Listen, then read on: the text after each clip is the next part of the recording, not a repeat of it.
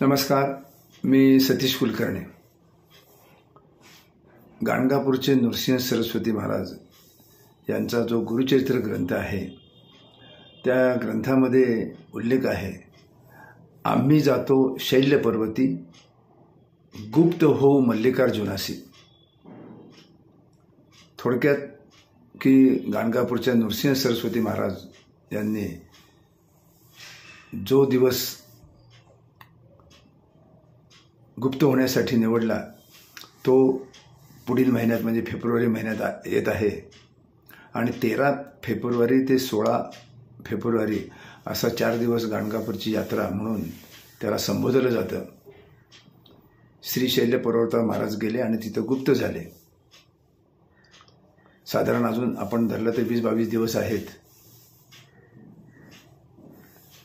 जर हे 20-22 दिवस आपण नृसिंह सरस्वती महाराजांची सेवा करायचं ठरवलं तर काहीही खर्च करावा लागणार नाही, परंतु तुम्हाला एक मानसिक आनंद मिळेल. दिगंबरा दिगंबरा श्रीपाद वल्लभ दिगंबरा हा जप जरी आपण रोज आवडीने मनापासून केला तरी महाराजांची सेवा होण्यासारखी आहे. भाविकांना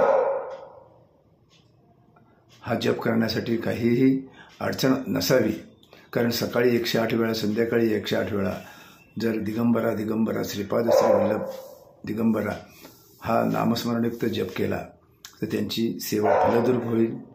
16 तारखेला गाणगापूरची महायात्रा आहे, त्या दिवशी पालखी वगैरे निघते. आपणच 16 तारखेला घरामध्ये जो जप म्हणतात तो अर्पण करावा. मनाने करा, प्रत्यक्ष करा आणि श्रीपाद श्री वल्लभांच्या जो जप आहे त्या बाबतीत मी तुम्हाला नंतर सांगणार आहे, परंतु गुरु नृसिंह सरस्वती महाराजांचा जो जप आहे तो आहे दिगंबरा दिगंबरा श्रीपाद श्री वल्लभ दिगंबरा. अनेकांनी याचा अनुभव घेतलेला आहे.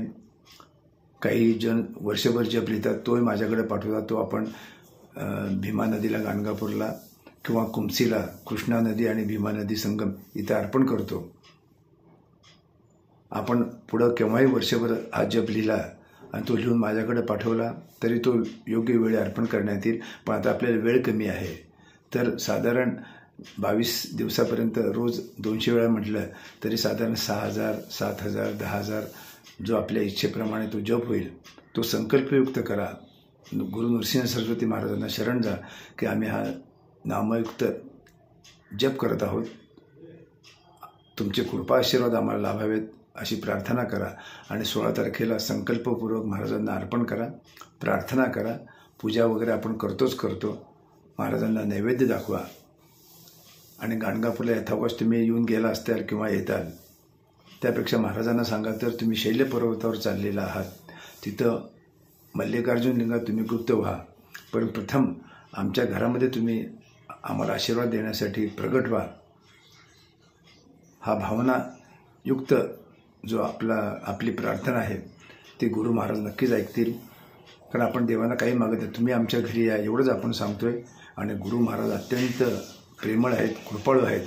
गेली अनेक वर्ष आम्ही तो अनुभव घेतोय. गाणगापूर बाबतीत तर वारंवार अधूनमधून आम्ही सांगत असतोच, अजूनही सांगूच, कारण गुरुचरित्र आता सांगायला सुरुवात करायची आहे, तशी तयारी सुरू केलेली आहे. पण हे 13, 14, 15, 16 गाणगापूरला महायात्रा असते. 16ला फार मोठी यात्रा असते. सगळ्यांना येणं शक्य नाही. गर्दीमध्ये मी जा असं कोणाला सांगत नाही आणि गर्दीमध्ये जाऊन उपयोगसुद्धा होत नाही. तर 13 तारखेला महाराज गाणगापूर सोडत आहेत आणि शैल्य पर्वतावर जाण्यासाठी ते तयार आहेत. त्यावेळीच 4 दिवस आपण जास्तीत जास्त प्रार्थना करा. आपण गाणगापूर सोडलेलं आहे तर आमच्याकडे या आणि श्रीशैल्य पर्वतावरील मल्लिकार्जुन लिंगात गुप्त झाला आहात तर प्रथम आमच्या घरी प्रगट व्हा. ही प्रार्थना गुरु नृसिंह सरस्वती महाराजांना निश्चित आवडेल. आणि ही प्रार्थना म्हणजे आपण केलेली आव्हाने दिगंबरा दिगंबरा श्रीपाद श्री वल्लभ दिगंबरा जेवढा जप जास्तीत जास्त म्हणता येईल तेवढा म्हणा आणि दररोज प्रार्थना करा. कोणत्याही रूपाने महाराज तुमच्याकडे येतील, कारण ते येण्यासाठीच कर्दळी वनात नव्हे तर शैल पर्वतावर जाऊन तिथं गुप्त होणार आहेत आणि भक्तांसाठी पुन्हा प्रगटणार आहेत.